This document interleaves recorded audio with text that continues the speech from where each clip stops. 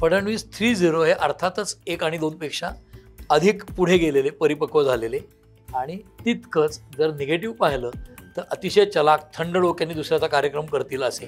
तीच गोष्ट आता तिसऱ्या टर्ममध्येही दिसेल. मला स्वतःला असं अजिबात वाटत नाही की फडणवीस 5 वर्ष पूर्ण महाराष्ट्रात राहतील असं. आत्ता 24 ते 29 मध्ये मध्येच कधीतरी ते दिल्लीला जातील असा माझा अंदाज आहे. ते म्हणतायत विरोधकांची संख्या कमी असली तरी आम्ही त्यांना मान देऊ. ते मान देत नाहीयेत, ते त्यांची अवहेलनाच करतायत, पण बोलताना मात्र गोड बोलतात. सर्व शहरात लॉ अँड ऑर्डर बिघडते का ते इम्प्रेशन होतंय. आणि त्याचं मुख्य कारण जे आहे ते डेमोक्रॅटिक आहे आणि ते असं आहे की स्थानिक स्वराज्य संस्थांच्या निवडणुका झालेल्या नाहीत. 272 खासदार नाही आहेत त्यांच्याकडे. हे अजित पवारांना कळतं म्हणून ते वेळोवेळी सांगतात माझ्याकडे 145 आमदार माझ्या बाजूने सह्या करत असले तर मी होईन, आज नाहीत. ही क्लॅरिटी एकनाथ शिंदेकडे नाहीत. कारण अजित पवार इतके रॅशनल राहू शकतात तितके एकनाथ शिंदे राहू शकत नाही. ते सेन्सिटिव्ह आहेत, ते शिवसैनिक आहेत. 100 दिवस होताना फडणवीस, शिंदे आणि अजित पवार हे सभागृहात अतिशय एकत्र आहेत असं दिसतंय. म्हणजे ते सरकार अडचणीत येईल असं काही करताना दिसणार नाही. शिंदेची नाराजी व्यक्त होईल, ते खुश नाहीत हेही व्यक्त होईल, पण ते इतके नाराज होणार नाहीत की सरकारच्याच गळ्याला नख लागेल.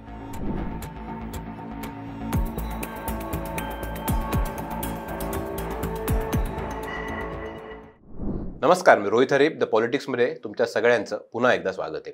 देवेंद्र फडणवीस यांना मुख्यमंत्री पदाची शपथ घेऊन 100 दिवस झालेले आहेत आणि या 100 दिवसांमध्ये महाराष्ट्राच्या राजकारणात पुलाखालनं बरंच पाणी वाहून गेलेले. अनेक महत्त्वाच्या घटना या महाराष्ट्राच्या राजकारणात, समाजकारणात घडलेल्या आहेत आणि त्याचे दूरगामी परिणाम हे पुढच्या 5 वर्षात देवेंद्र फडणवीस यांच्या महायुती सरकारवरती होणार आहेत. 100 दिवसात देवेंद्र फडणवीसांनी काय गमावलं, महाराष्ट्राला काय मिळालं आणि आगामी पुढच्या 5 वर्षांमध्ये देवेंद्र फडणवीस यांच्या समोर नेमकी काय आव्हानं असणार आहेत, या सगळ्या विषयांची चर्चा करण्यासाठी आपल्यासोबत आहेत ज्येष्ठ पत्रकार शैलेंद्र परांजपे सर. सर, तुमचं पुन्हा एकदा खूप खूप स्वागत आहे. 100 दिवस झालेले आहेत. देवेंद्र फडणवीसांनी तांत्रिकदृष्ट्या तिसऱ्यांदा मुख्यमंत्री पदाची शपथ घेतलेली आहे आणि देवेंद्र फडणवीस मुख्यमंत्री झाल्यापासून महाराष्ट्राच्या राजकारणात, समाजकारणात अनेक घटना घडत आहेत. उदाहरण द्यायचं झालं तर बीडपासून सुरुवात केली तर स्वारगेटच्या बलात्कारापर्यंत गोष्टी येऊन थांबतात. गृह खातं असेल किंवा विकास कामं असतील, अनेक खात्यांवरती प्रश्न विचारले जात आहेत, अनेक नवीन घोषणा होत आहेत. पत्रकार म्हणून तुम्ही या 100 दिवसाचं प्रगती पुस्तक कसं बघता? आत्ता फडणवीस 3-0 असं आपण म्हणतोय, तीही पुन्हा डिजिटल टेक्नॉलॉजीतलीच भाषा आहे की फडणवीस 14 ते 19चे, फडणवीस 72 दिवसाची शपथ घेतली ते अल्पकाळाचं सरकार म्हणजे कोसळलंच, आणि फडणवीस 3-0. तर फडणवीस 3-0 हे अर्थातच 1 आणि 2 पेक्षा अधिक पुढे गेलेले, परिपक्व झालेले आणि तितकंच जर निगेटिव्ह पाहिलं तर अतिशय चलाक, थंड डोक्याने दुसऱ्याचा कार्यक्रम करतील असे. कारण त्यांनी पहिल्या 5 वर्ष ते आपल्याच पक्षातल्या काही लोकांचे कार्यक्रमच केलेले आहेत. तीच गोष्ट आता तिसऱ्या टर्ममध्येही दिसेल. आता त्यांना वेळ लागलेले आहेत ते दिल्लीकडे जाण्याचे. म्हणजे मला स्वतःला असं अजिबात वाटत नाही की फडणवीस 5 वर्ष पूर्ण महाराष्ट्रात राहतील असं. दुसरं, आत्ता 24 ते 29 मध्ये मध्येच कधीतरी ते दिल्लीला जातील असा माझा अंदाज आहे. आता ती वेळ अर्थातच कुणीच प्रेडिक्ट करू शकत नाही. म्हणजे कुठलाही भविष्याला करत नाही, भविष्यावर माझा विश्वास नाही. पण राजकीय अंदाज म्हणून जर विचार कराल तर किमान 2 वर्ष त्यांना इथे ठेवतील असं मला वाटतंय. किमान 2 वर्ष म्हणजे अजून 1 वर्ष. आत्ता 100 दिवस तर 1-1.5 वर्ष, 2 वर्ष त्यांना नक्की इथे ठेवतील आणि मग काही चेंजेस झाले तर वरच्या पातळीवर. तुम्ही म्हणता की 100 दिवसात काय गमावलं किंवा अचिव्हमेंट काही आहेत का?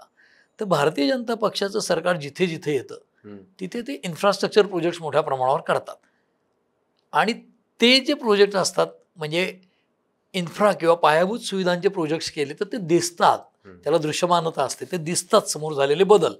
त्यामुळे मुंबईमधली मेट्रो मोठ्या प्रमाणावर आता आपल्याला काय झालंय की पब्लिक मेमरी शॉर्ट किंवा लोकांची फार स्मृती नसते जास्ती, त्याच्यावर हे सगळं चालू राहतो खेळ. म्हणजे आश्वासन द्यायचं, विसरून जायचं, चाललंय पुढचे पाठ मागचे सपाट असा आजचा काळ आहे.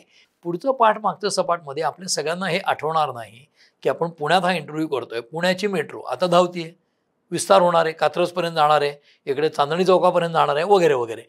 ही जी मेट्रो आहे ती जरी संकल्पना खूप पूर्वी आली तरी सुद्धा पृथ्वीराज चव्हाण 3 वर्ष 10 महिने मुख्यमंत्री होते 2014 पर्यंत. त्यांच्या शेवटच्या अर्थसंकल्पात 14 सालच्या अर्थसंकल्पात पुण्याच्या मेट्रोला अर्थसंकल्पात 10 लाख रुपये ठेवले होते.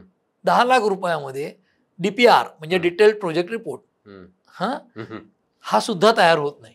10 लाखात काय पुण्याच्या मेट्रोचं होणार? लँड ॲक्विजिशन तर लांबच राहील. त्यामुळे जे काही मेट्रोचं जाळं झालं ते संपूर्णपणे 14 ते 19 मध्ये झालं आणि धावायला पण लागली. तसं पायाभूत सुविधांच्या क्षेत्रामध्ये आत्ता मोठ्या प्रमाणावर भर देत आहेत. त्याच्याबरोबर नदी जोड प्रकल्पाकडे जोड देतात. त्याच्यानंतर ते जे खोरं बदलून पाणी आणायचंय, म्हणजे कोकणाकडचं अतिरिक्त पाणी मराठवाड्याकडे नेणं, समुद्राला जाणारं पाणी वाचवायचं आणि उलटं आणायचंय. तर हे जे 3-4 प्रोजेक्ट आहेत, त्याच्यामध्ये नार पार बरेच प्रोजेक्ट आहेत, वैतरणा, तर हे जे प्रकल्प आहेत ते पूर्ण करणं, अनेक वर्ष रखडलेले सिंचनाचे प्रकल्प पूर्ण करणं, सिंचनावर भर दिला तर शेतकरी स्वावलंबी होईल आणि शेतीवर बरंचसं आपली अर्थव्यवस्था अवलंबून आहे. दुसरं म्हणजे सौर योजना, सौर कृषी पंप योजना. आत्ताच त्यांनी काल काहीतरी आकडा विधानसभेत सांगितलं किती लाख पंप दिलेत ते. दुसरं म्हणजे प्रधानमंत्री आवास योजनेतल्या घरांवर सौर पॅनल बसवणं. म्हणजे एकीकडे ऊर्जा, एकीकडे शेती, एकीकडे सिंचन आणि पायाभूत सुविधा आणि घरं बांधणीच्या योजना. म्हणजे पोलिसांसाठीची घरं 95,000 घरं अवेलेबल होणार आहेत मुंबईत वगैरे असं ते सांगतात. दुसरं प्रधानमंत्री आवास योजना कार्यक्रम मोठ्या प्रमाणावर करणं. तर रोड्स म्हणजे रस्ते, कुठले रस्ते, तर जे महामार्ग आहेत ते सोडून त्याला जोडणारे छोटे रस्ते. आणि ह्याच्या मागे फिलॉसॉफी आहे ती वाजपेयींची आहे. अटल बिहारी वाजपेयी जे होते ते असं सांगायचे की तुम्ही गावाला रस्ता द्या, त्या रस्त्याने बस जाईल आणि मग विकासही जाईल. आजच्या काळामध्ये एकीकडे फिजिकल इन्फ्रास्ट्रक्चर म्हणजे रोड आणि दुसरं म्हणजे ऑप्टिकल फायबरचं म्हणजे टेक्नॉलॉजीचं नेटवर्क. म्हणूनच कृषीमध्ये सुद्धा, शेतीसारख्या विषयात सुद्धा आज AI बेस्ड म्हणजे उच्च तंत्रज्ञान आधारित, कृत्रिम बुद्धिमत्ता आधारित म्हणजे आर्टिफिशियल इंटेलिजन्स बेस्ड अनेक टेक्नॉलॉजीज वापरात येणार आहेत की ज्याचा उल्लेख आत्ताच्या बजेट अधिवेशनामध्ये झाला. म्हणून फडणवीस 3.0 मध्ये ते स्वतः ट्विटर वापरायचे खूप आधीपासून. आणि एकदा विधानसभेत प्रश्न विचारला होता राधाकृष्ण विखे पाटील विरोधी पक्षनेते असताना, पंकजा मुंडे परदेशात होत्या आणि त्यांनी त्यांचं मंत्रिपद गेलं, म्हणजे एक खातं काढून घेतलं आणि त्यांनी ट्विट केलं होतं मी आता कॉन्फरन्सला जात नाही. फडणवीसांनी ट्विट करून त्यांना उत्तर दिलं होतं की तुम्ही आजही सरकारच्या मंत्री आहात, ते खातं नसलं तरी सरकारच्या मंत्री म्हणून सहभागी व्हा. म्हणजे ते बोलले नव्हते एकमेकाशी फोनवर, हे ट्विटरमधनं एकमेकाशी बोलले होते. म्हणून टीका विधानसभेत जेव्हा केली राधाकृष्ण विखे पाटलांनी की या सरकारमध्ये मंत्र्यांमध्ये संवाद नाहीये, ते ट्विटरनी एकमेकाशी बोलतात, तेव्हा फडणवीस म्हणले आमचा पारदर्शक कारभार आहे, आम्ही काय बोललोय तुम्हालाही कळलंय, पण आम्ही ट्विटरवर बोलतो कारण आम्हाला ट्विटर वापरता येतं. आजचा सगळ्यात मोठा गेम चेंजर हा टेक्नॉलॉजी आहे. आज तुम्ही काढून बघा शरद पवारांची ट्विट किती आहेत एकूण आत्तापर्यंत आयुष्यात. कारण काय, बदलत्या काळाबरोबर आपल्याला बदलावं लागेल, टेक्नॉलॉजीशी अनुरूप जगणं करावं लागेल. आज टेक्नॉलॉजीवर आधारित सगळ्या क्षेत्रात बदल होत आहेत. कृत्रिम बुद्धिमत्तेचं म्हणजे advent of artificial intelligence is going to occupy entire life, human life. त्यामध्ये हे कृषीवर आधारित AI बेस्ड कृषी करणार, AI बेस्ड इन्फ्रास्ट्रक्चर करणार, AI बेस्ड CCTNS करणार, हे जर सगळं करत असले तर तो भर फडणवीसांचा असणार. म्हणून फडणवीस 3.0 मध्ये खूप झपाट्याने काम करायचं आणि महाराष्ट्राला वेगाने पुढे न्यायचंय. त्यांना सुयोग्य साथ कोणाची आहे तर एक कार्यकर्ता रूपाचे एकनाथ शिंदे आणि अतिशय डायनामिक ब्युरोक्रेसीची पकड असलेले अजित पवार की ज्यांना सहकार आणि ग्रामीण अर्थकारण कळतं, आणि एक फडणवीस की जे शहरी नेतृत्व आहे आणि भाजपचे आहेत.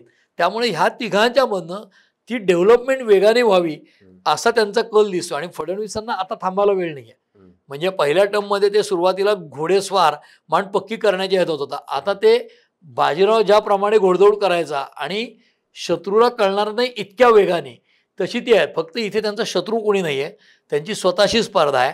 त्यामुळे या तिसऱ्या टर्ममध्ये वेगाने महाराष्ट्राचा विकास लक्षणीय करणं, दिसेल इतका दृश्य स्वरूपात दिसेल अशा स्वरूपाचा विकास साधणं आणि तो कमीत कमी काळात करून केंद्राकडे वाटचाल करणं, हे त्यांचं उद्दिष्ट मला दिसतं. 2014 ते 2019 फडणवीस मुख्यमंत्री होते पहिल्यांदा, नंतर मधलं 72 दिवसाचं सरकार तुम्ही म्हणले, आणि नंतर तिसऱ्यांदा आता देवेंद्र फडणवीस परत मुख्यमंत्री झाले आहेत. 1.0, 2.0, 3.0 तुम्ही म्हटलं की तांत्रिक शब्द आहे, पण तो एक ब्रँडिंगचा देखील प्रकार असतो आणि त्या ब्रँडिंगला न्यायही द्यावा लागतो. तर मग तुम्ही आता पहिल्यापासून बघताय फडणवीसांना, म्हणजे 1.0 पासून पत्रकार म्हणून, तर मग 1.0, 2.0 आणि आता 3.0 काय फरक वाटतो देवेंद्र फडणवीसांच्या कार्यशैलीत, कार्यप्रणालीत, राजकारणात, वागण्यात, बोलण्यात, सगळ्यातच? आत्ताच्या पिढीमध्ये तुम्हाला सगळ्यांना माहिती आहे की गॅजेट सगळी येतात, त्याच्यामध्ये लेटेस्ट व्हर्शन येतात, मोबाईलमध्ये येतात, मोटरसायकलीत येतात, टू व्हीलरमध्ये येतात, गाड्यांमध्ये येतात, फ्लॅट्समध्ये इंटिरियरमध्ये फरक पडतो. तसं येणारं प्रत्येक वर्षन जे आहे ते अधिक सुधारित, अधिक मॉडिफाईड, अधिक रिफाईंड असतं. तसं हे पण अधिक रिफाईंड व्हर्शन आहे. आता रिफाईंड म्हणजे काय, कसं, तर फडणवीसांचे गुण काय आहेत मुळात, तर फडणवीस यांच्याकडे बाजूला वय आहे. कारण शरद पवार 78ला मुख्यमंत्री झाले, त्यावेळेला ते 38व्या वर्षी मुख्यमंत्री झाले, यंगेस्ट चीफ मिनिस्टर. फडणवीस झाले ते 44व्या वर्षी झाले. आज या गोष्टीला 10 वर्ष होऊन गेली. आज ते 55व्या वर्षी तिसऱ्यांदा मुख्यमंत्री झाले. शरद पवारांनी 4 वेळा मुख्यमंत्री तांत्रिकदृष्ट्या होऊन एकही टर्म पूर्ण केली नाही 5 वर्षाची. हे पहिल्यांदा मुख्यमंत्री झाले आणि 5 वर्षाची टर्म पूर्ण केली. त्यांच्यात गुण काय आहेत, तर एक ते कायद्याचे पदवीधर आहेत, त्यांना कायदा कसा बनवतात हे माहिती आहे, कायद्याचा अभ्यास आहे, हिंदू लॉ गोल्ड मेडलिस्ट आहेत. परदेशात एक छोटा 6 महिन्याचा कोर्स केल्यामुळे ते एक्सपोजर आहे. हिंदी इंग्रजी येतं, विदर्भातले असल्यामुळे हिंदी तर येतच, इंग्रजीही त्यांचं उत्तम आहे, मराठीवरही बऱ्यापैकी पकड आहे.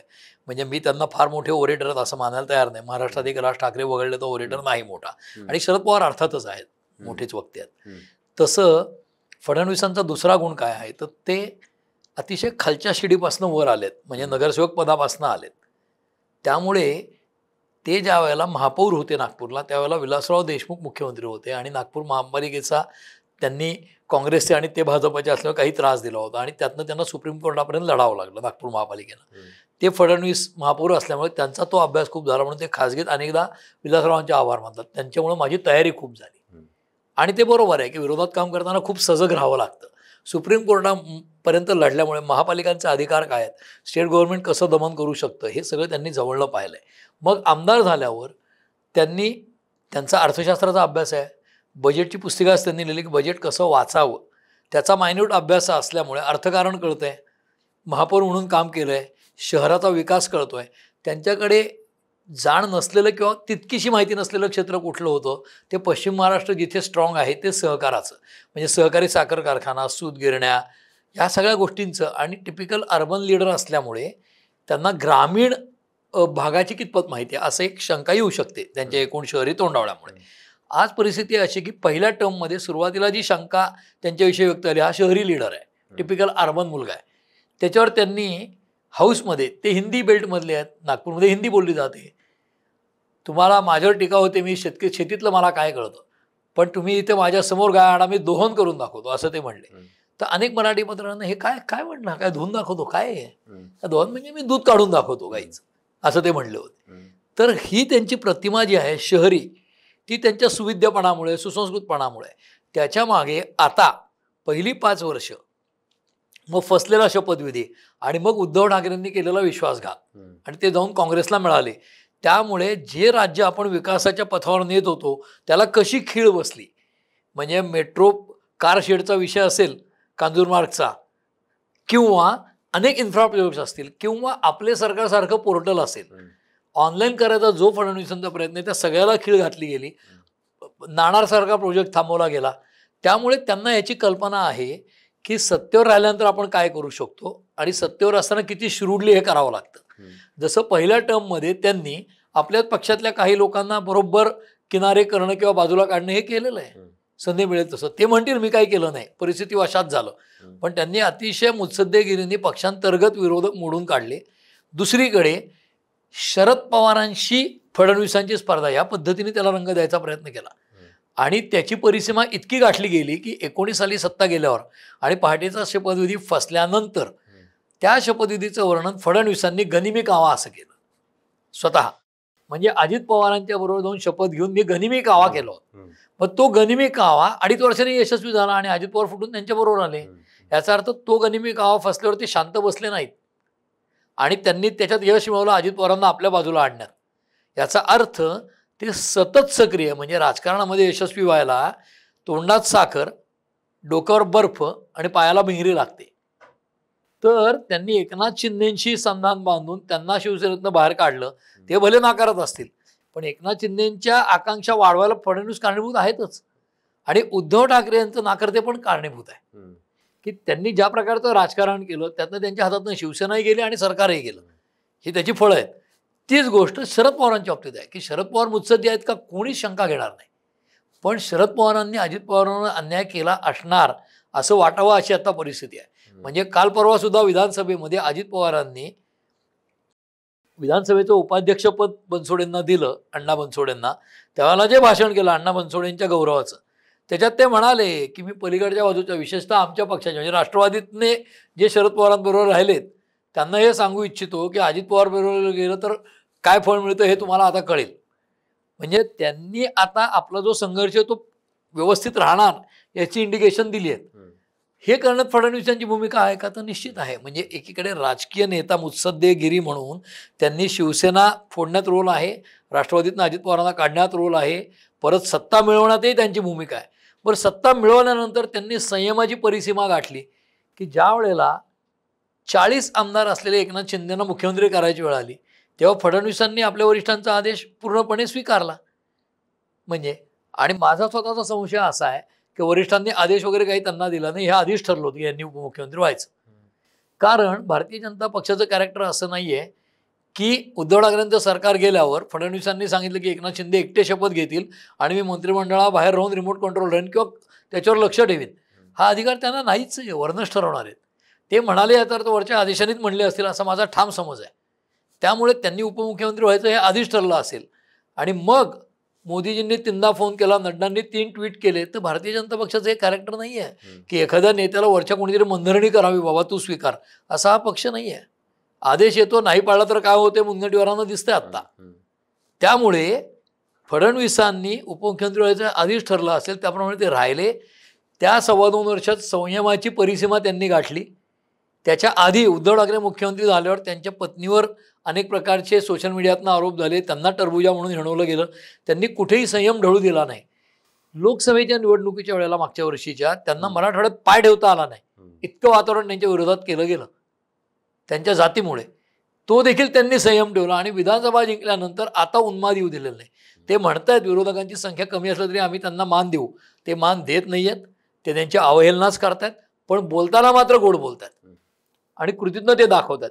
तर फडणवीस 1-0 आणि 2-0 पेक्षा 3-0 हे त्यांच्यातले सगळे चांगले गुण आणि काही कदाचित भविष्यात नकारात्मक ठरतील असे सगळे गुण अतिशय झळाळून समोर येतात आणि त्याचा परिणाम जो आहे तो राज्याला अधिकाधिक दिसेल असं मला वाटतं.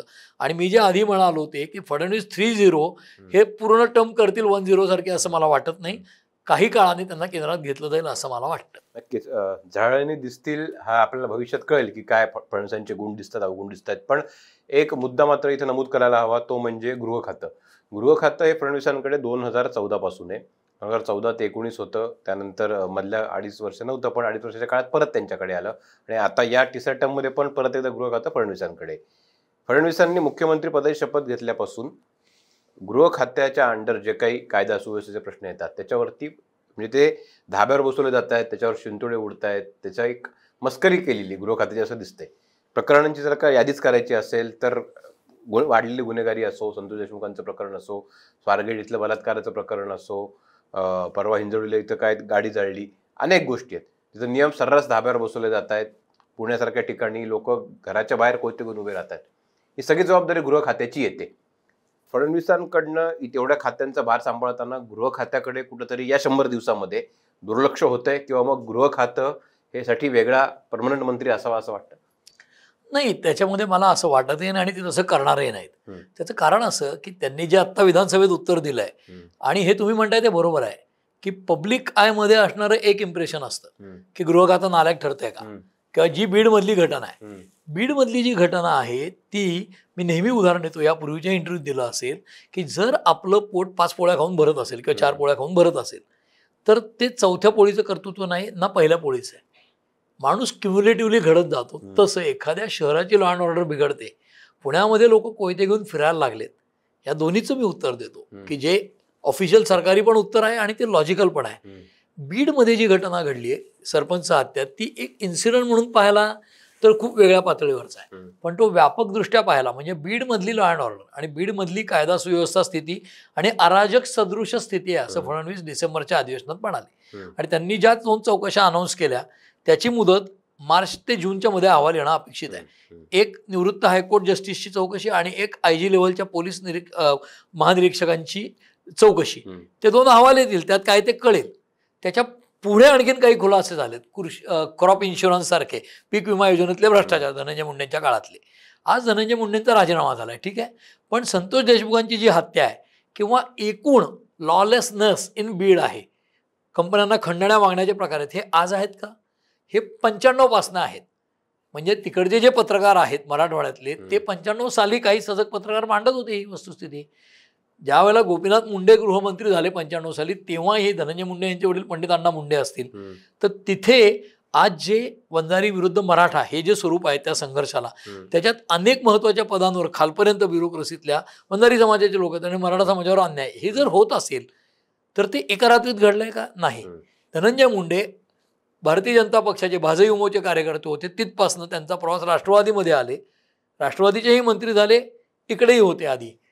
हा जो प्रवास आहे आणि गोपीनाथ मुंडे गृहमंत्री होते आणि आज धनंजय मुंडे उद्धव ठाकरेंच्या मंत्रिमंडळातलेही मंत्री होते, त्यांनी पंकजा मुंडेंचाही पराभव केला निवडणुकीत आत्ताच्या असेंब्लीच्या. हे सगळं लक्षात घेतलं तर बीडमधली स्थिती याची कल्पना शरद पवारांना पण आहे, फडणवीसांना पण आहे, उद्धव ठाकरेंना पण आहे आणि एकनाथ शिंदेंना पण आहे आणि अजित पवारांना पण आहे. म्हणजे बीडमध्ये जे काही लॉ अँड ऑर्डरची स्थिती बिघडत गेली ती एका रात्रीत बिघडत गेलेली नाही, ती गेली 30-40 वर्ष ती प्रोसेस चालू आहे. मग तिथे असं काय झालं की राजकीय हस्तक्षेप झाला नाही किंवा त्या सरकारांनी केला नाही, तर सीट गमावण्याची भीती, आपला आमदार असेल तर तो राहायला पाहिजे, आपला नसेल तर तो आला पाहिजे, यासाठी त्याच्याकडे कानाडोळा केला आणि मग शिशुपालाचे 100 अपराध भरले. त्या पद्धतीने आत्ता मुंडेंना पदावरनं दूर केलं आहे. त्यांना शिक्षा होईल का, त्यांना को ॲक्यूज केलं जाईल का, त्यांचं राजकारण संपवलं जाईल का परत ते पंकजा विरुद्ध धनंजय आणि त्यात तिसरा कोणाचा तरी लाभ या पद्धतीने केलं जाईल, हे सांगणं आज मितीला अवघड आहे, ते बघावं लागेल. पण आत्ता तरी सगळ्यांनी मिळून त्यांची विकेट काढली की काय असं वाटावं असं वातावरण हे धनंजय मुंडेंच्या केसमध्ये. पुण्यात कोयते घेऊन लोक फिरत आहेत याचं उत्तर जे विधानसभेत आलं त्याच्यामध्ये, आता आकडा एक्झॅक्ट माझ्यासमोर नाही आत्ता, परंतु 90-95% केसेसमध्ये ही सगळी ज्युएनाईल केसेस आहेत, म्हणजे लहान मुलं आहेत. आणि त्याच्यात थोडं मीडियावर खापर असं फोडलं, पुण्यात कोयता गँग, ते म्हणले अशी कुठलीही गँग अस्तित्वात नाही. हे गृहमंत्र्यांचं उत्तर आहे फडणवीसांचं सभागृहातलं विधानसभेच्या पटलावर. पुण्यामध्ये कोयता गँग अशी एक नाही की हीच गँग इथे उठली आणि गुरुवार पेठेतनं उठून शुक्रवार पेठेत गेली, शुक्रवारनं शनिवार पेठेत गेली किंवा तिथनं कॅम्पात गेली किंवा वडकी नाल्याला गेली किंवा सांगवीला गेली, अशी एक कोयता गँग कुठेही अस्तित्वात नाही. लहान मुलं क्रेज आहे, सोशल मीडियाची क्रेज आहे, माध्यमांमधनं कोयता गँग म्हटलं जातं, उल्लेख केला जातो, म्हणून कोणाच्या तरी वाढदिवसाला तलवारीने केक काप, कुठेतरी कोयता घेऊन जा आणि 4 वाहनच खराब कर, हे घडतंय आणि त्यांच्यावर कडक शासन केलं जात नाही. या सगळं पुन्हा टेक्नॉलॉजी हे उत्तर आहे. आता ते अशी यंत्रणा उभारतायत आणि ती AI आधारित असेल, म्हणजे कृत्रिम बुद्धिमत्ता आधारित असेल, आर्टिफिशियल इंटेलिजन्सद्वारे कुणीही अशी व्यक्ती पब्लिक प्लेसमध्ये हत्यार घेऊन आली तर त्याचा अलर्ट जाईल आणि तातडीने पोलीस खातं ॲक्शन घेईल. मग पोलीस खात्याचा जो रिॲक्शन टाईम आहे की पूर्वी तो 15 मिनटं होता, तो आता 6 मिनटावर आला आहे का, असा काहीतरी आहे. तर पोलीस खात्याकडनं कुणीतरी फोन केला हॅलो कंट्रोलला 100 नंबर किंवा काहीतरी आणि मग ते गेले, याच्याऐवजी आर्टिफिशियल इंटेलिजन्सद्वारे एखादा व्यक्ती वेपन घेऊन पब्लिक प्लेसमध्ये आला अशा आवेशात, तर पटकन त्या पोलीस खात्याला तिथल्या स्थानिक पोलीस स्टेशनला जाऊन ते 4 मिनिटात त्याला ताब्यात घेतील असं करणं, हे कदाचित होऊ शकेल असं स्वप्न आत्ता दाखवलं. मला माहीत नाही प्रत्यक्षात कधी येईल. तर टेक्नॉलॉजी हे त्याच्यावरचं उत्तर असेल. पण सर्व शहरात लॉ अँड ऑर्डर बिघडते का, ते इम्प्रेशन होतं आहे. आणि त्याचं मुख्य कारण जे आहे ते डेमोक्रॅटिक आहे आणि ते असं आहे की स्थानिक स्वराज्य संस्थांच्या निवडणुका झालेल्या नाहीत. ज्या वेळेला सगळ्या महापालिकांच्या निवडणुका, म्हणजे पुण्यामध्ये 17 ते 22, आज 3 वर्ष आली महापालिका अस्तित्वात नाही, म्हणजे निवडलेल्या लोकांची, कॉर्पोरेटर्सची, म्हणून प्रशासक राज आहे, आयुक्त काम करतायत, पोलीस आयुक्त आणि महापालिका आयुक्त यांचं राज्य आहे. त्यांच्याकडे ती अकाउंटेबिलिटी नाही की त्यांना जनरल बॉडी मिटिंगमध्ये धारेवर धरतील असे नगरसेवकच अस्तित्वात नाहीत, तेव्हा ते करतील तो कायदा आहे. त्यामुळे पूर्ण ब्युरोक्रेसीच्या हातात आत्ता स्थानिक स्वराज्य संस्था सगळ्या गेल्यात, म्हणून ठिकठिकाणी ह्या प्रकारच्या अनाचार दिसत आहेत आणि मग कुठेतरी तो लॉलेसनेस दिसतोय. म्हणजे पुण्यामध्ये आपल्याला सर्रास ट्रिपल सीट लोक जाताना दिसतात, पोलिसांनी सोडून दिलं, नो एंट्रीतनं लोक येतात. मी स्वतःच 30 लोकांना रोज सांगतो जाऊ नको नो एंट्री, किंवा घाबरायला काय पुढे 4 पोलीस उभे आहेत म्हणून तरी माणूस वळेल का. तर हे काही चांगलं लक्षण नाही. सर्वसामान्य माणसाला लाल दिवा आहे तो असताना मी जाणार नाही सिग्नल तोडून, हे स्वतःच पाळलं पाहिजे. ट्रिपल सीट जाऊ नये हे सांगायला पोलीस असायची गरज नाही, मी स्वतःच पाळलं पाहिजे. आता जर आपण शर्ट पायातनं आणि पॅन्ट डोक्यातनंच घालायची ठरवली तर आपली तिरपीट होणार, ती पुण्यासारख्या सर्व शहरात होतीये. आणि त्यामुळे एक इम्प्रेशन असं जात आहे की गृह खातं फेल आहे किंवा लॉलेसनेस आहे. तो झालाय हे कारण आहे, पण त्यात गृह खातं किंवा पोलीसच जबाबदार आहेत असं नाही. तर पूर्णपणे या निवडणुका होणं ही त्याची गरज आहे. ते झालं तर काही प्रमाणात हे सुरळीत होईल असं मला वाटतं. आणि नागरिकांना ज्यावेळेला आपण नागरिक शास्त्रात हक्क देतो त्यावेळेला काही कर्तव्य पण सांगतो. तर हे उभयपक्षी असतं. मी लाल सिग्नल तोडीन आणि पोलीस असला तर थांबीन, हे जर मी केलं तर आपण म्हणू सगळे कोयते घेऊन फिरतात. तर मला वाटत नाही की पुण्यात सगळीकडे लोक कोयते घेऊन फिरतात असं, आज तरी वाटत नाही. ह्याच्यामध्ये एक विनोद आठवला मला की सिग्नल असतात लाल, पिवळा आणि हिरवा. त्याच्यामध्ये एका मुलाला विचारतात की पिवळ्याचा अर्थ काय, तर आपल्याकडे जोरात जायचं, जोरात जायचं, थांबायचं नाही. त्याचा अर्थ असतो हळू करा गाडी. पण आपल्याकडे पिवळा सिग्नल बघितला की लोक अजून जोरात दामटवतात. तसा तो काहीसा प्रकारे, पण हरकत नाही. आपण पुढच्या विषयाकडे जाऊया की आपण 100 दिवसाबद्दल बोलत होतो फडणवीसांच्या, आणि जेव्हा फडणवीसांच्या 100 दिवसाचा विषय येतो तेव्हा 100 दिवसाची सुरुवात ही एका राजकीय नाट्याने झाली होती. ते म्हणजे शिंदे यांची नाराजी. आणि शिंदे यांचं सुरुवातीला नाराज असणं, कॅबिनेट बैठकांना न येणं, सारखं दरेगावी निघून जाणं, पालकमंत्री पदाचा वाद, मग ते रुसवे फुगवे, हे सगळं आता थंड झाल्याचं दिसतंय. पण मला विचारायचं असं आहे की हे सगळं जे घडलं, हे जे शीतयुद्धाचा प्रकार जो घडला, त्याच्यावर फडणवीस शिंदे दोघांनी क्लॅरिफिकेशन पण दिलेले की आता आमच्यात काही नाहीये. तर हे फक्त सुरुवातीला शिंदेची अस्वस्थता होती जी आता शांत झालेली आहे, का हे जे रुसवे फुगे होते ती चुणूक होती? पुढच्या 5 वर्षात शिंदे फडणवीसांमध्ये सातत्याने गोष्टी घडणार आहेत, तुम्ही कसं बघता? हे बघा, आपल्याकडे एक साध्या सोप्या भाषेत सर्वसामान्यांना कळेल असं उदाहरण काय, तर मोठ्या झाडाच्या सावलीमध्ये छोटं झाड वाढत नाही. आज भारतीय जनता पक्षाचा हा इतिहास जो सगळे त्यांचे विरोधक किंवा शिवसेनेसारखा पक्ष उद्धव ठाकरेंचा टीका करतो ते बरोबर आहे. भारतीय जनता पक्ष दुसऱ्या पक्षाच्या खांद्यावर मान ठेवून मोठा होतो आणि नंतर त्यांचीच मान कापतो किंवा त्यांचे पाय कापतो. हे घडलेलं आहे. महाराष्ट्रात शिवसेना मोठा पक्ष होता 95ला, आज तो राहिलेला नाही. त्याची शिवसेनेच्या अधोगतीची कारणं शिवसेनेच्या कर्तृत्वात आहेतच, कार्यकर्तृत्वात, तितकीच भाजपच्या राजकारणात पण आहेत. तसं भारतीय जनता पक्षाने आज एखादी सत्ता मिळत नाही त्यांना राज्यात, म्हणूनच एकनाथ शिंदे असतील किंवा अजित पवार यांना बरोबर घेतलं, ही वस्तुस्थिती आहे. आता जे यश मिळालं निवडणुकीत ते असे की त्यांना बहुमताच्या जवळ आलेत. उद्या ते राहील याची मला खात्री वाटत नाही. कदाचित याहीपेक्षा वाढेल, सांगता येत नाही. पण त्यांची एकट्याच्या बळावर यायची ताकद नाही, म्हणूनच त्यांनी यांना बरोबर घेतलंय ना, नाही ते एकटेच लढले असते. उलट आहे, एकटे लढले तर बाकीचे मिळून आपल्याला पराभूत करू शकतात, हे त्यांनी पाहिलंय. आणि त्याचा धडा उद्धव ठाकरेंनी काँग्रेस आणि एनसीपी बरोबर जाऊन त्यांना दिलेला आहे. त्यामुळे तोंड पोळलं दुधाने तर माणूस ताक फुंकून पितो, ती आत्ता भाजपची अवस्था आहे. दुसरं असं की एकनाथ शिंदे नाराज, हे बातम्या आणि ते बरोबर आहे. त्याचं कारण असं की ज्या वेळेला फडणवीसांना 105 असताना उपमुख्यमंत्रीपद घ्यायला लागलं, त्यावेळेला त्यांनी ते घेतलं. कारण ते संघाचे स्वयंसेवक आहेत, त्यांच्या पक्षाची ती कॅरेक्टर आहे, आदेश मानावा लागतो, नाही मानला तर काय होतं हे त्यांना माहिती आहे. जसं व्यापारामध्ये 10 रुपये फायदा व्हायच्या ऐवजी 10 रुपये नुकसान झालं तर तांत्रिकदृष्ट्या ते 20 रुपयाचं नुकसान असतं, किंवा 10 रुपये नुकसान आपण वाचून 20 रुपये फायदा केला तर 30 रुपयाचा फायदा असतो. तसा हिशोब कुठेतरी भारतीय जनता पक्षामध्ये फडणवीसांना येतो की आज जर मी माझी नाराजी दाखवली, उपमुख्यमंत्रीपद स्वीकार म्हटल्यावर, तर कदाचित तेही जाईल आणि पुढेही काहीतरी जाईल, हे त्यांना माहिती असावं. म्हणून त्यांनी अतिशय संयमाने ते स्वीकारलं आणि व्यवस्थित मी पक्ष आदेश मानून स्वीकारले, हे त्यांनी 10 वेळा सांगितलं. ते एकनाथ शिंदेंना करणं अवघड आहे. कारण जी बॅकग्राऊंड फडणवीसांची आहे, लॉचे गोल्ड मेडलिस्ट, संघाचे स्वयंसेवक, शिस्तबद्ध एका संघटनेचा भाग, ते शिंदे नाही आहेत. शिंदे ह्या आनंद दिघेंच्या तालमीत तयार झालेत. ते इन्स्टंट जस्टिसवाले आहेत. एक गाव 2 तुकडे, मी म्हणतो ना ऍडमिशन देऊन टाका नाही तर मी येईन. तर या पद्धतीचे ते कार्यकर्ते आहेत. शिवसेना कार्यकर्ते, त्यात दिघ्यांचे कार्यकर्ते. त्यामुळे कालपर्यंत मी मुख्यमंत्री होतो आणि आज एकदम उपमुख्यमंत्री व्हायचं, त्यात माझ्या जागा वाढल्या 40-57 झाल्यात, तरी मी व्हायचं असं कसं, हे त्यांना डायजेस्ट करणं अवघड आहे. दुसरी गोष्ट, लाडकी बहीण योजना, त्याचा चेहरा एकनाथ शिंदे होते निवडणुकीला जाताना, कारण ते मुख्यमंत्री होते. पण लाडकी बहीण योजना काय शिंदेच्या डोक्यात येणं शक्यच नाही, कारण ती योजना मध्य प्रदेशच्या लाडली बहिणा योजनावरून घेतली आहे. लाडली बहिणा कोणाची आहे? शिवराज सिंग चौहानांची योजना आहे. पर्यायाने भाजप सरकारची योजना आहे. ती भाजपने संघातनं वरच्या लेवलला विचार करून लोकसभेच्या दारुण अपयशानंतर काय दिलं पाहिजे, तर लोकप्रिय घोषणा असली पाहिजे. सर्वाधिक लोकप्रिय ती ठरली होती, त्यामुळे ती योजना बॉरो केली गेली आणि ती घोषणा केली गेली. शिंदे सरकार हा फेस होता, कारण शिंदे बहुजनांचे नेते आहेत, फडणवीस ब्राह्मणादी वस्तुस्थिती आहे. त्यामुळे निवडणुकीला जाताना घोषणा शिंदेंना करायला लागली, ते त्याचा चेहरा बनवले गेले. पण निवडणुकीनंतर भाजप जास्ती लढत होतं, जागा त्यांची येणार हे माहिती होतं.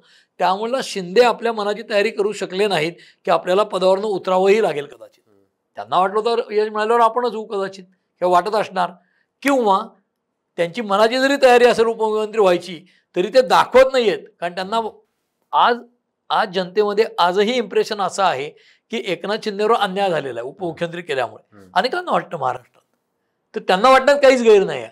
त्यांनी ते सहजपचनी पडून घेतलं नाही उपमुख्यमंत्री होणं. तर राजकारणात असं नसतं, जे मिळालं नाही त्याच्यासाठी भांडावं लागतं. म्हणजे इंग्रजीत जे म्हणतात to put your foot down, तसं ते करतायत आणि ते नाराजी वेळोवेळी व्यक्त करतात. म्हणजे ते थेट म्हणत आहेत मी नाराज आहे, पण मी खुश नाही हे नक्कीच दाखवून देतात आणि त्यातनं मीडिया अर्थ काढतो नाराज आहेत. त्यात फारसं गैर नाही. अजित पवारांनी आत्ता प्रेस कॉन्फरन्सला सुद्धा हे मत व्यक्त केलं. एकनाथ शिंदे म्हणाले की आम्ही तिघेही तेच आहोत, फक्त खुर्च्यांची अदलाबदल झाली आहे. अजित पवार पटकन म्हणून गेले या बाबाच्या डोक्यातनं काही जात नाही अजून ते. तर हे जे अजित पवार काय बाबा डोक्यातनं जात नाही अजून यांच्या, म्हणजे काय तर आता मी मुख्यमंत्री नाहीये हे काही जात नाही डोक्यातनं त्यांच्या. भाई त्यांना ते पचनी पडलेलं नाहीये. हे अजित पवार पण बोलले जाहीरपणे. अजित पवार कसे आहेत ते म्हणले मी स्वीकारणार उभं पटकन म्हणले होते अगदी मीडियासमोर. कारण काय त्यांना वास्तव माहिती आहे. त्यांना कधीही विचारा तुम्ही मुख्यमंत्री कधी होणार, ते त्यांच्या स्टाईलनं अरे बाबा माझ्याकडे 145 आमदार असले तर मी होईन हे असं का सांगतात. त्यांना हे वास्तवाचं भान आहे. मी काही भारी असलो काही असलं माझं अर्थकारण त्यांनी स्वतःच्या काकांचं पाहिलेलं आहे. काका आज 60 वर्ष राजकारण करतायत. भारतातले एक मुत्सद्दी राजकारणी आहेत, अतिशय परिपक्व राजकारणी आहेत. समाज कळतो, धोरणं करतात, सगळं करतं. 10 वर्ष कृषी मंत्री होते, प्राईम मिनिस्टर नाही झाले. कारण काय नाही आहेत 272 खासदार नाही आहेत त्यांच्याकडे. हे अजित पवारांना कळतं म्हणून ते वेळोवेळी सांगतात माझ्याकडे 145 आमदार माझ्या बाजूने सह्या करत असले तर मी होईन, आज नाहीत. ही क्लॅरिटी एकनाथ शिंदेकडे नाहीत. कारण अजित पवार इतके रॅशनल राहू शकतात तितके एकनाथ शिंदे राहू शकत नाही. ते सेन्सिटिव्ह आहेत, ते शिवसैनिक आहेत. आडलं पडलं मदतीला धावून जा, जे करता येईल ते कर, झोकून देऊन म्हणजे पूर्ण जीव अर्पण करून ते मदत करतील एखाद्याला. ती एक ह्युमन बिईंग म्हणून क्वालिटी, एक कार्यकर्ता म्हणून क्वालिटी, त्याचबरोबर एक प्रशासक म्हणून किंवा मुत्सद्दी राजकारणी म्हणून तिथे त्यांच्या ते पचनी पडत नाही असं इम्प्रेशन जातं. याचा अर्थ शिंदेंना राजकारण येत नाही असं नाही आहे. आज फडणवीस मुख्यमंत्री आहेत, उद्या आपला पक्ष वाटला तर आपल्याला शह द्यायला लागेल, बीजेपी आपल्याला खाईल हे गृहीत धरून त्यांची पावलं उचलतात. पण त्यांची नाराजी व्यक्त होताना दिसते. आणि तरीही 100 दिवस होताना त्या विभागानं दिलेली टार्गेट काही विभागांनी पूर्ण केली, काही मागे पडतील, त्याचं मूल्यमापन होईल. त्यावेळेला 100 दिवस होताना फडणवीस शिंदे आणि अजित पवार हे सभागृहात अतिशय एकत्र आहेत असं दिसतंय स्वच्छपणे. म्हणजे ते सरकार अडचणीत येईल असं काही करताना दिसणार नाही. जे मुनगंटीवार सरकारला धारीवर धरतायत, अडचणीत आणतात, आमदार म्हणून कार्यक्षमपणे काम करतात, विरोधी पक्षनेत्याचा रोल करतात, पण पक्षविरोधी काही करत नाहीयेत. तेच या तिघांच्या बाबतीत आहेत. शिंदेची नाराजी व्यक्त होईल, ते खुश नाहीत हेही व्यक्त होईल, पण ते इतके नाराज होणार नाहीत की सरकारच्याच गळ्याला नख लागेल. ही आजची स्थिती आहे. फडणवीसही राजकारण करतात, अजित पवारही करतायत, शिंदेही करतायत आणि महाविकास आघाडीतही तेच चालू आहे. आपण जर का बघितलं तर निवडणुकांच्या आधी जे मॅनिफेस्टो निघतात जाहीरनामे सगळ्या पक्षांचे, त्यात महायुतीकडनं बरेच आश्वासनं देण्यात आली होती आणि त्यातलं सगळ्यात महत्त्वाचं आश्वासन होतं 2100 रुपये, जे लाडक्या बहिणींना आत्ता तरी मिळणार आहेत असं वाटत नाहीये. जी काय विधानं येत आहेत, नीलम गोऱ्हेंचं विधान ताजं की पुढच्या 5 वर्षात मिळतील, किंवा अली तटकरेंनी सांगितलं की आत्ता देणं तर शक्य नाही. अजित पवारांनी पण तेच सांगितलं की जेव्हा तरतूद होईल तेव्हा ते परिस्थिती सुधारेल तेव्हा. आता हे सगळ्या जे परिस्थिती सुधारणं, पैसे येणे सगळं अनिश्चित आहे. तर काय वाटतंय की घोषणा केल्या पण आता त्याची 100 दिवसात जी काय किंवा पुढं पूर्तता करायची आहे ते करताना सरकारला जमत नाहीये? 100% जमत नाहीये म्हणूनच दिले नाही तर दिलेच असते, त्यांना कोण अडवणार. परंतु लाडकी बहीण योजनेला ज्या वेळेला 1500 रुपये देत होते त्यावेळेला 46,000 कोटी वर्षाला लागणार आणि ते 1500चे 2100 केले म्हणजे 600 वाढवले 40%, तर 18,000 कोटी वाढतात. 64,000 कोटीचं बर्डन येतं. आत्ताच्या बजेटला 33,000 कोटीची तरतूद आहे. याचा अर्थ काय? बरं, लाडक्या बहिणींची संख्या कमी झालेली नाही. जो आकडा विधानसभेत आला 2,33,00,000वरनं 2,47,00,000 लाडक्या बहिणी झाल्यात. कारण काय तर अनेक मुली त्यांचा तो वाढदिवस झाल्यानंतर 18च्या पुढे येतात किंवा त्या एलिजिबल होतात, तेव्हा संख्या वाढली. याचा अर्थ ते बर्डन वाढणार आहे. ती जसं पैशाचं सोंग करता येत नाही तसं अगदीच राज्य भिकेल लागेल का असं वाटत नाही, पण अवघड होत जाणार आहे. कारण सरकारी नोकऱ्यांचा पगार, पेन्शन या गोष्टी तर द्याव्याच लागणार आहेत.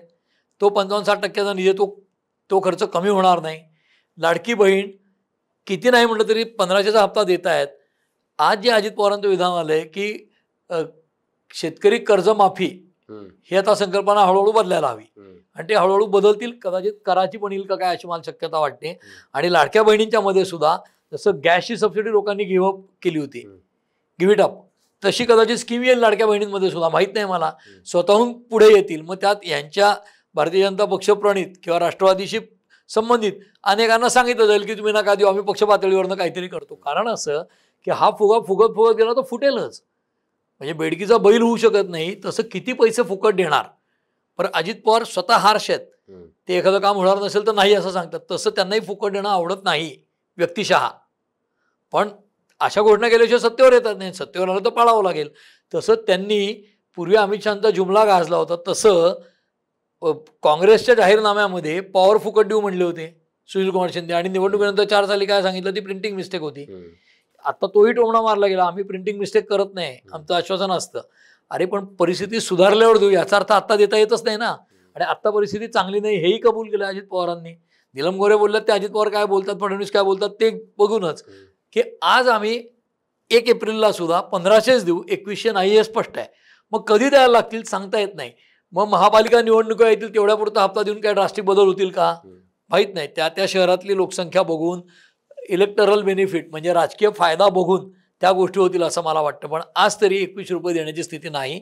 आणि राज्याची आर्थिक परिस्थिती आणखीन म्हणजे आत्ता परिस्थिती अवघडच आहे. ती कशीबशी तारांबळ झाली आहे सर्कसमधलं ट्रॅपिज करता करता.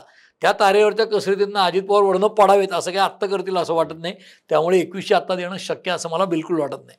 पण मग फडणवीसांचं जर का आता पुढचं राजकारण बघितलं पुढच्या 5 वर्षातलं, तर कुठली मेजर निवडणूक नाही, स्थानिक स्वराज्य संस्थांच्या निवडणुका सोडल्या तर विधान परिषदेच्या काही निवडणुका असतील, तर मग काय वाटतं की इतकी त्याला पाशवी बहुमत हा शब्द वापरला जातोय, असं असताना आता फडणवीसांसमोर आव्हानं कुठली असतील पुढच्या 5 वर्षात मुख्यमंत्री म्हणून काम करताना? राज्याचे कुठले प्रश्न असतील, विरोधकांचे काय असेल? 2 गोष्टी अशा आहेत की एकीकडे प्रत्यक्ष विकास करणं की जे इन्फ्रास्ट्रक्चर आणि याच्यातनं होईल, दुसरीकडे शेतीत जे आर्टिफिशियल इंटेलिजन्स बेस्ड करणं त्याची काही कार्यक्षमता दिसते का, CCTNSची कार्यक्षमता दिसून लॉ अँड ऑर्डरमध्ये फरक पडतो का, हे फरक पडले तर दृश्य स्वरूपात दिसतील आपल्याला.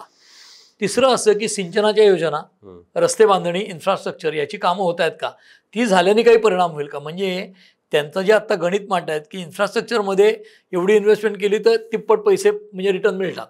जसं आंतरराष्ट्रीय निधी, केंद्र सरकारचा जो काय 15 लाख कोटी किंवा 1.5 लाख कोटीचा काय जो निधी आहे त्यातनं बिनव्याजी मिळणं 50 वर्षासाठी, त्यातनं काही इन्फ्रा प्रोजेक्ट्स होणं आणि त्याचा फायदा कालांतराने मिळेल, कारण आत्ता ते बर्डन नाही. या सगळ्याचे दृश्य परिणाम दिसायला थोडा वेळ लागेल, तेव्हा फडणवीस कदाचित तिथे नसतीलच महाराष्ट्रात. पण आज त्यांच्या पुढचं आव्हान असं आहे की आत्ता जी वाटचाल आहे त्या पद्धतीनेच विकासाची कामं होणं, जे निगेटिव्ह मुद्दे आहेत लॉ अँड ऑर्डर सारखे ते कमी होणं, इन्सिडन्सेस. त्यांनी जी आकडेवारी दिली त्याच्यामध्ये ज्याला संस्कृताइज्ड हिंदी शब्द जघन्य अपराध असा जो आहे किंवा गंभीर स्वरूपाचे गुन्हे म्हणजे खून, दरोडे, बलात्कार हे कमी करण्यात यश मिळवणं. दुसरी गोष्ट, बलात्काराच्या केसेसमध्ये त्या दाखल होण्याचं प्रमाण वाढलंय. कारण असं की बलात्काराच्या केसेसमध्ये 99.9% वगैरे हे ओळखीच्या लोकांकडनं बलात्कार होतात असं लक्षात आलंय. म्हणजे त्या मुलीची ओळख असते व्यवस्थित अशी माणसं करतात, अनोळखी माणसाकडनं म्हणजे कोणीतरी माणूस आला कुठल्या तरी बाईवर रेप केला असा प्रकार 0.05% आहे. याचा अर्थ आत्तापर्यंत कशाला नात्यातलं जाय किंवा काय नको बदनामी होते महिलेची यासाठी लोक मागे राहत होते, ते आता गुन्हा दाखल करायला प्रवृत्त होत आहेत. म्हणून गुन्हे दाखल होण्याचं प्रमाण वाढते. त्याच्याबरोबर त्यांनी दोषसिद्धीचं प्रमाण म्हणजे कन्व्हिक्शन रेट तो वाढवण्यावर भर दिलाय. त्याची आकडेवारी त्यांनी दिली. आदर्श व्यवस्थेमध्ये गुन्हे दाखल होणंही चांगलं आणि ते सिद्ध होणंही जास्त चांगलं, कारण जेवढ्या गुन्हेगारांना शिक्षा होईल तेवढी समाजात जरब बसेल. हा एक भाग. दुसरा भाग असा की गंभीर गुन्ह्यांमध्ये खून, दरोडे असं कमी होणं हा एक भाग. सायबर क्राईम्स आणि आर्थिक गुन्हे हे एक मोठं चॅलेंज आहे. त्याच्यावर टेक्नॉलॉजी हे सोल्युशन असणार आहे आणि अवेअरनेस. कारण असं की आजही आपण असं बघतो की अनेक वेळेला विधानसभेत जो प्रश्न उपस्थित झाला की जास्ती व्याजाने पैसे देतो म्हणून गुंतवणूक केली आणि ठेवीदारांचे पैसे बुडाले, 23% व्याज देऊ. 23% कसं शक्य आहे. म्हणून तेही अपील फडणवीसांनी आजच्या विधानसभेत केलं अर्थसंकल्पीय अधिवेशनात की जे मी मगाशी कळकळीने म्हणत होतो सामान्य माणसांनी हे बघावं कामकाज. आज बँकेचा रेट एवढा व्याजाचा त्याच्यापेक्षा 2 ते 3% दर जास्ती देणं शक्य आहे. कोणीतरी त्याच्यात चौपट रेट देत असेल तर शंका आली पाहिजे, कारण तो 2 महिने देईल पण नंतर काय, ती व्यवस्था सगळी बुडाली तर तुमचे पैसे हवेत जाणार आहेत. त्याची काळजी ठेवीदारांनी किंवा गुंतवणूकदारांनी घ्यायला पाहिजे. हपापाचा माल गपापासारखं अतिलोभ असेल तर नुकसान होईल हे लक्षात घेऊन गुंतवणूक केली पाहिजे. मी गुंतवणूक करणं अर्थकारण याच्यावरचा अधिकारी माणूस नाही, मी राजकारणाचा अभ्यासक आहे. पण आत्ताच्या अर्थसंकल्पीय अधिवेशनात प्रकर्षाने आलेला मुद्दा हा आहे की जे ठेवीदार अशा प्रकारे पैसे गुंतवतात, आपल्याकडे अनेक सहकारी बँका, अनेक पतसंस्था बुडालेल्या आहेत, बरं त्याला प्रोटेक्शन आहे, विमा जे आहे ते पैसे मिळतात मर्यादित स्वरूपाचे. खूप जास्ती ठेवी मिळत नाहीत, परत बुडतात पैसे, हे लक्षात घेऊन खूप जास्ती व्याजाचा मोह न ठेवणं हा त्याच्यावरचा उपाय आहे.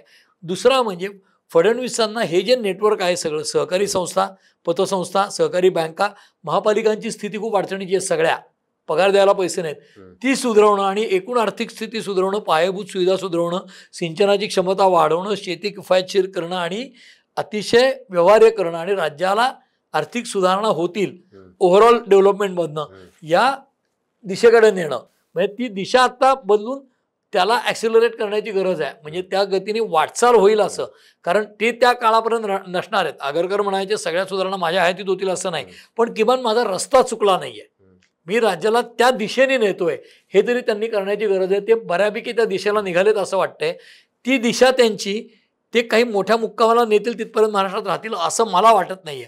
पण त्यांच्या पुढचं आव्हान ते असेल की ती दिशा तरी मी नीट दिली आहे, आणि ते त्यांच्या पुढचं आव्हान असेल. सर, शेवटचा प्रश्न या मुलाखतीच्या अनुषंगाने की फडणवीसांचे 100 दिवस पुढे वाटचाल काय असणार आहे, सगळ्यामध्ये विरोधकांची भूमिका काय महत्त्वाची असते, आणि या 100 दिवसातही विरोधक दिसले नाहीत, पुढं किती दिसतील याच्याबद्दल साशंकता आहे. तर विरोधकांची एकजूट नसणं, कारण की विरोधक आहेत पण त्यांच्यात पण एकजूट नाही आहे. कारण की आत्ताच नुकतं जे उदाहरण घडलं ते लोकसेवा समितीचं अध्यक्षपद देणं ते वडेट्टीवारांना दिलं, आणि त्याच्यावरनं बरंच त्यांच्यामध्ये पण परत वाद झाले महाविकास आघाडीमध्ये. तर विरोधकांची एकजूट नसणे फडणवीसांच्या पथ्यावर पडते, कारण पुढच्या काळात देखील त्यांना त्याचा फायदा होणार आहे का? आत्ता विरोधी पक्षांची एकजूट नसण्याचा फायदा होणं म्हणजे बहुमत इतकं जास्ती आहे की ते एकत्रित जरी विरोधक आले विधानसभेत आणि सगळीकडे राज्यभर निदर्शने केली, विरोध केले, तरी सुद्धा फडणवीस सक्षम आहेत त्यांना उत्तर द्यायला. म्हणजे विरोधकात एकजूट नाही त्याचं कारण काय आहे की पराभवानंतर एक प्रकारचं defeat is followed by blames सारखे एकमेकावर दोषारोप होतात. त्याच्या पलीकडे जाऊन यांची संख्याच इतकी कमी आहे की त्यांच्यातले जे चांगले नेते आहेत, म्हणजे भास्कर जाधवांनी खूप चांगलं विधानसभेत आत्ता कामकाज केलं, म्हणजे भाषणंही उत्तम केली, जयंत पाटील बोलतातच, जितेंद्र आव्हाडांनी चांगलं काम केलं, पण असं असून सुद्धा सरकारची लक्तरं वेशीवर टांगणं या पद्धतीचं कामकाज त्यांच्याकडनं झालं नाही. किती संधी असते ते त्यांनी केलेलं नाही तितक्या एफिशियंटली, किंवा बाईट देणं, सभागृहात भाषण करणं, याच्याबरोबर रस्त्यावर उतरून निदर्शनं करणं हे नाही केलं. म्हणजे पुन्हा बीडमध्ये सुद्धा विरोधक किती ॲक्टिव्ह होते. सुरेश धसांनी 4 महिने टेलिव्हिजनची स्पेस ऑक्युपाय केली होती. हे जर लक्षात घेतलं तर शेवटी जनतेत जाऊन काम करावं लागेल. आता त्यांना असं वाटतं की आता निवडणूक 5 वर्ष नाही, आता कशाला करायचं. ते ही टिपिकल जुन्या काँग्रेसची मेंटॅलिटी आहे की लोक यांना कंटाळले की आम्हाला सत्तेवर देतील. आज एखाद्या पिऊनच्या 4th क्लासच्या पोस्टसाठी 10,000 लोक, 5-5 लाख लोक अर्ज करतात, त्याच्यामध्ये ग्रॅज्युएट लोक अर्ज करतात शिपायाच्या पोस्टला. अशा वेळेला राजकारणात असेल माझा हरित देईल खाटल्यावरी, असं कसं सत्ता देईल, किंवा यांना कंटाळले तो लोक आम्हाला देतील. आज सगळीकडे स्पर्धात्मकता वाढत असताना विरोधकांनी स्पर्धात्मक राहण्याची गरज आहे. आणि लोकशाहीसाठी सुद्धा सबळ विरोधी पक्ष हा जास्ती हेल्दी लोकशाहीला आवश्यक आहे. ठीक आहे, संख्याबळ कमी आहे, पण संख्याबळ कमी असलं तर गुणवत्ता खूप वाढवायला पाहिजे. म्हणजे त्यांच्यात आहे ती, नाही असं नाही आहे, पण तेच गळून गेल्यासारखे काम करतात, हे योग्य नाही. म्हणून विरोधी पक्षांनी खूप सक्षमपणे जास्ती काम करायची गरज आहे, टोकदार होऊन काम करायची गरज आहे. आणि त्यांच्यात एकजूट नसली तर फडणवीसांना नॅचरली फायदा होईल राजकीयदृष्ट्या. म्हणजे जसं अजित पवारांनी आवाहन केलं की राष्ट्रवादीतल्या काही लोकांनी या इकडे इनडायरेक्टली, की अजित पवार बरोबर झालं तर फायदा होतोय, बघा काय होतं, फळं मिळतात.